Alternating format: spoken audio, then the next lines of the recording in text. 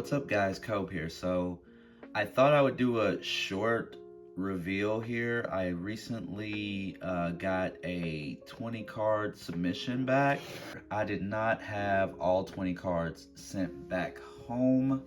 Some I'm going to sell directly through PSA, but I have about 8 here that I decided to send back because these are going to be in my PC for the most part. This submission definitely had its thrills and its ills. 7. Pardon me? 7. And it definitely wasn't as good as my last gem rate. This is mostly from the 95 Fleer Ultra X-Men set, but I also have a couple from the 96 Ultra X-Men Wolverine set. Super rare, super hard to grade, super hard to get a box that isn't bricked these days. I had a couple good cards to send in from that set. I have looked at these grades, so not a surprise, but like the description said, I had some reveals, some revelations, and a little bit of a rant. And I'm gonna go ahead and start. So I got a Domino. This is probably my favorite depiction of Domino. Of course it is Julie Bell, so I am partial to Julie Bell. And it got a 9. Beautiful card. I will try for a 10. I just opened, don't hate me, but I just opened up another 95 Fleer Ultra X-Men box. No, I did not record it. I failed you. You trusted me.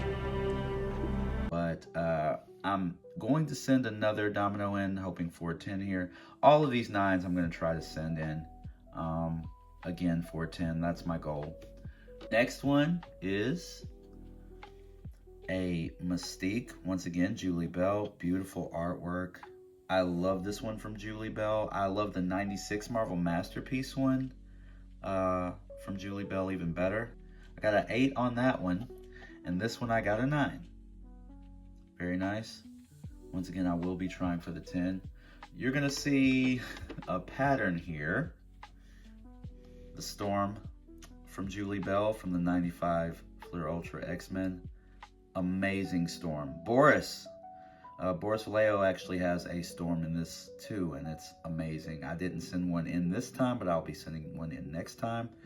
This card got a 9. Just one of my favorite Storms. All right, we're breaking the Julie Bell here. This is Rogue X-Men Blue Team. So there's a couple of Rogues in here, and I do absolutely want the Julie Bell Rogue out of this set in a PSA 10. It's probably one of my favorite depictions of Rogue. I actually sent one in and it got an 8, unfortunately, so I'm going to sell that one. I want a 10, so we'll keep trying. But this one got a 9. Here is the Gambit and Rogue Spring Break, the Notorious subset. And this one got a 9 as well. I did get another one in pretty good shape that I plan on sending in. This one's in good shape. There might be a little bit of whiting right there on that corner, which probably is why it got a 9, but beautiful card. I'm gonna hold on to it till I get the 10. Next one is Rogue Spring Break, her solo. This one is probably my least favorite Rogue out of the set. It's not a bad Rogue, it's just, I don't know, her face looks kind of funny. But anyway, this one got a 9 as well. This set is super hard to grade, super hard to gem. Love this set, just it's the edges. A lot of the time, these edges on the side here are just, there's whiting here. Now this one, as you can see, is pretty clean.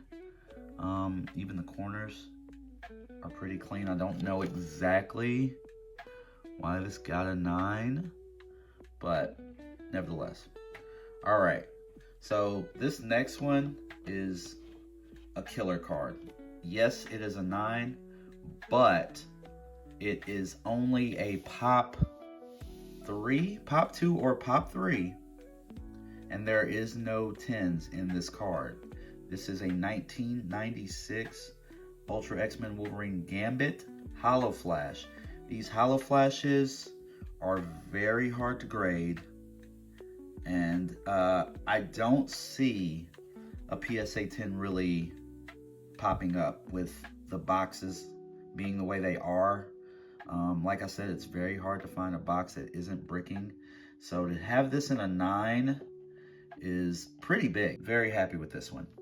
Okay, so before I show you my last card, the last card is from the 1996 Fleer Ultra X-Men Wolverine set.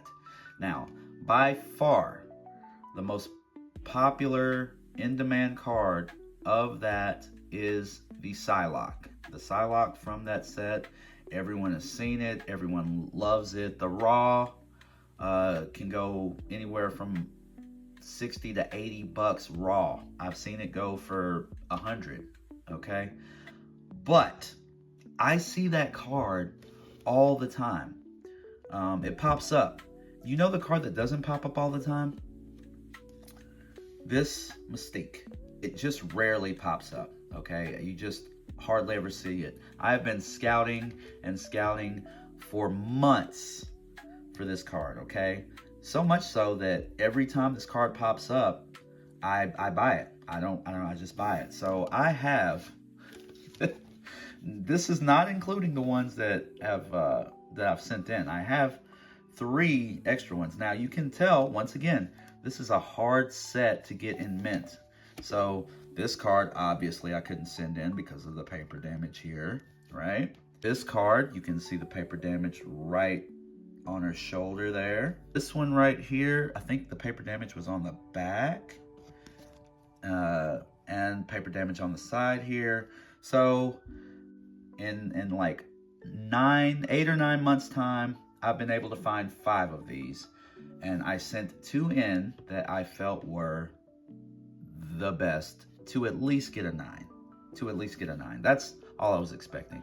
I was not expecting a 10. With that being said, one of them got a 7, as you saw in the video, but this one got a 10, a Gem Mint 10. Naturally, I was absolutely ecstatic. I am smiling. To get this in a Gem Mint 10. I just wanted a 9. However, And here we go. okay, so I looked at this card, all right, and even though it says Gem Mint 10, I really don't feel like it's a Gem Mint 10. The reason I say that is because you can see there's some whiting and paper damage right here, and the top right here, right above her head, you can see that there's whiting and paper damage here. Now the other one that I sent in, I was aware of this paper damage. I didn't think it was like extreme. I thought maybe it would get a 9 or 8. The other one didn't have any paper damage. It was a pretty clean looking card. I was expecting that one to be the 9. So what's my rant about?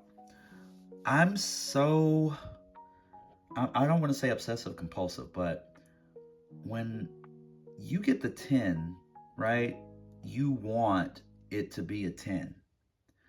I've been like treasure hunting for this card, like seriously digging everywhere. You cannot find this card on eBay. You can't find it on Whatnot. You can't find it on ComC. You just cannot find this card very often, even though it's just a base card, right? So it's kind of lackluster to get a Gem Mint 10 that you don't feel like is a Gem Mint 10. I don't know how I feel about it, you know? This is a card that I have been like, I know it's not a big card to everybody, but this is a big card to me because of how much I've been hunting for it. If y'all only knew all the DMs I've sent and trying to find people and, you know, and getting this in a 10, yes, absolutely amazing, except doesn't feel like a 10 to me. And, you know, it's not the first time this has happened. I've had another Nightcrawler that was, let me go ahead and dig that out for y'all. I'm sure some of y'all have seen it. So here's the Nightcrawler Gem Mint 10, and this one, it doesn't come around too often. It's from the 1994 Ultra X-Men set, and this one has bricking as well, not as bad as the 96 or say the 92 Marvel Masterpiece, but Gem Mint from this is pretty impressive, right? And you're excited, but then I looked at this card, and this card has a crease all the way down it. I know some of you have seen this before, but so how do you feel about it? Like, I don't consider that a 10. In fact, I don't even put it with the rest of my slabs. I just have it in a box somewhere. This one, it's a nice card. It's not like terribly, it's not in bad condition, obviously, but there are some flaws to it. So I don't know how I feel about it. I think I'm gonna stay on the hunt for this card, try to get a 10 or at least a true 10 or a true 9. Tell me what you guys think anyway. Well, anyway, that's my rant and my reflection and my reveal. Thank you guys for checking it out. I hope you guys have a good day. God bless you.